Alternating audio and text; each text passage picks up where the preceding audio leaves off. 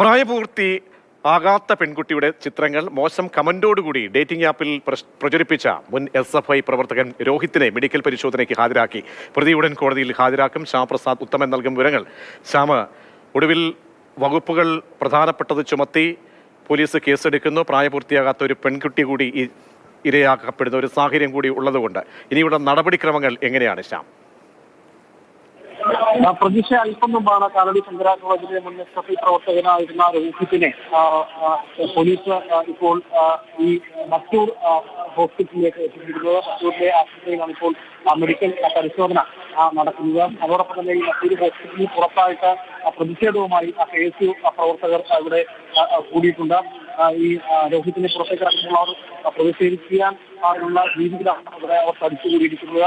അതിനു മുമ്പ് തന്നെ രാവിലെയോടുകൂടി തന്നെ പോലീസ് സ്റ്റേഷനിലേക്ക് KSU പ്രവർത്തകർ പ്രതിഷേധ മാർച്ച് നടത്തിയിരുന്നു. അതിനെതിരെ പോലീസ് ജലപീരങ്കി ഉൾപ്പെടെ പ്രയോഗിക്കുകയും ചെയ്തിരുന്നു. ഇപ്പോൾ അതിന് പിന്നാലെയാണ് ഇപ്പോൾ ഈ രോഹിത്തിനെ ഇപ്പോൾ ഇങ്ങോട്ടേക്ക് ഈ ആശുപത്രിയിലേക്ക് മെഡിക്കൽ പരിശോധനയ്ക്കായി കൊണ്ടുവന്നിട്ടുള്ളത്.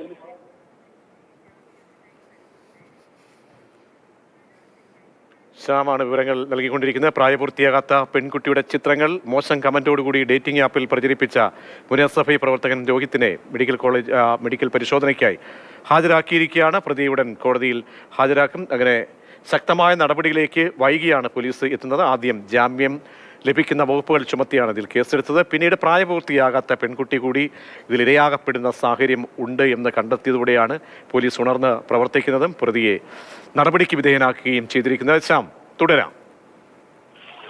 പ്രതീക്ഷ അല്പം മുമ്പാണ് പ്രതിയെ ഇങ്ങോട്ടേക്ക് കൊണ്ടുവന്നത്, ഈ ആശുപത്രിയിലേക്ക് കൊണ്ടുവന്നത്. കാലടി ശങ്കര കോളേജിലെ മുൻ SFI പ്രവർത്തകനായിട്ടുള്ള രോഹിത്തിനെ അല്പം മുമ്പാണ് ഇങ്ങോട്ടേക്ക് കൊണ്ടുവന്നത്. പക്ഷേ ഇവിടെ വലിയ രീതിയിൽ KSU പ്രവർത്തകർ ഉൾപ്പെടെ ഇങ്ങോട്ടേക്ക് തടിച്ചുകൂടിയിട്ടുണ്ട്. ഇതിനെതിരെ പ്രതിഷേധം ഉയർത്തുവാൻ വേണ്ടിയിട്ടാണ് അവർ ഇവിടെ എത്തിയിരിക്കുന്നത്. ഇന്നാണ് അദ്ദേഹത്തിനെതിരെ പോക്സോ വകുപ്പ് ചുമത്തി കേസെടുത്തിട്ടുള്ളത്. ഇതിൽ പ്രധാനമായിട്ടും പ്രായപൂർത്തിയാകാത്ത ഒരു പെൺകുട്ടിയുടെ ചിത്രം ഡേറ്റിംഗ് ആപ്പിൽ പ്രചരിപ്പിച്ചു എന്നതാണ്. ഇത് ഈ ശങ്കര കോളേജിൽ പഠിക്കുന്ന പെൺകുട്ടിയുടെ അനുജത്തിയുടെ ഫോട്ടോയാണ് ഇദ്ദേഹം പ്രചരിപ്പിച്ചിരിക്കുന്നത്. ഈ സംഭവത്തിലാണ് പോക്സോ കേസ് എടുത്തിരിക്കുന്നത്. എന്തായാലും അല്പസമയം കൂടി കഴിയുമ്പോൾ പ്രതിയെ ആശുപത്രിയിൽ നിന്ന് പുറത്തേക്ക് ഇറക്കും. അതിനുശേഷം പെരുമ്പാവൂരിലെ ഫസ്റ്റ് ക്ലാസ് മജിസ്ട്രേറ്റ് കോടതിയിലായിരിക്കും ഹാജരാക്കുക.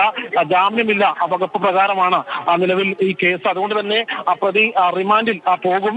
സ്വാഭാവികമായിട്ടും ഈ വിഷയം വലിയ രീതിയിൽ പ്രതിപക്ഷമടക്കം സഭയിൽ ഉന്നയിച്ചതാണ്. ഈ കഴിഞ്ഞ ദിവസമാണ് ഇത് സംബന്ധിച്ച് ആദ്യഘട്ടത്തിൽ പോലീസ് കേസെടുത്തിരുന്ന സമയത്ത് ഈ ജാമ്യം കിട്ടാവുന്ന വകുപ്പുകൾ മാത്രം ചുമത്തിയാണ് ഇദ്ദേഹത്തെ പറഞ്ഞു വിട്ടത്. അത് ഇദ്ദേഹത്തിന്റെ മുൻകാല SFI ബന്ധം, ആ ബന്ധത്തിൽ രാഷ്ട്രീയ ഇടപെടലുകളടക്കം ഉണ്ടായിട്ടുണ്ടാകാം എന്ന തരത്തിലുള്ള ആക്ഷേപങ്ങളാണ് ഉന്നയിച്ചത്. അതുതന്നെയാണ് ഇന്ന് KSU അടക്കമുള്ള സംഘടനകൾ ഈ കാലടി പോലീസ് സ്റ്റേഷനിലേക്ക് പ്രതിഷേധ മാർച്ച് ഉൾപ്പെടെ ഇന്ന് നടത്തുകയുണ്ടായി. ആ പ്രതിഷേധ മാർച്ചിൽ പോലീസ് ജലപീരങ്കി പ്രയോഗിക്കുകയും ചെയ്തിരുന്നു. നിലവിൽ ഇപ്പോൾ രോഹിത്തിന്റെ മെഡിക്കൽ പരിശോധന ഈ മറ്റൂരിലെ ആശുപത്രിയിൽ പുരോഗമിക്കുകയാണ്. അതിനുശേഷം പെരുമ്പാവൂരിലെ കോടതിയിലേക്ക് അദ്ദേഹത്തെ കൊണ്ടുപോകും. ശ്യാംപ്രസാദാണ് വിവരങ്ങൾ. ശ്യാംപ്രസാദ് ഉത്തമൻ നൽകുകയായിരുന്നു. പ്രതിയെ ഇപ്പോൾ പോലീസ് നടപടിക്ക് വിധേയമാക്കുകയാണ്.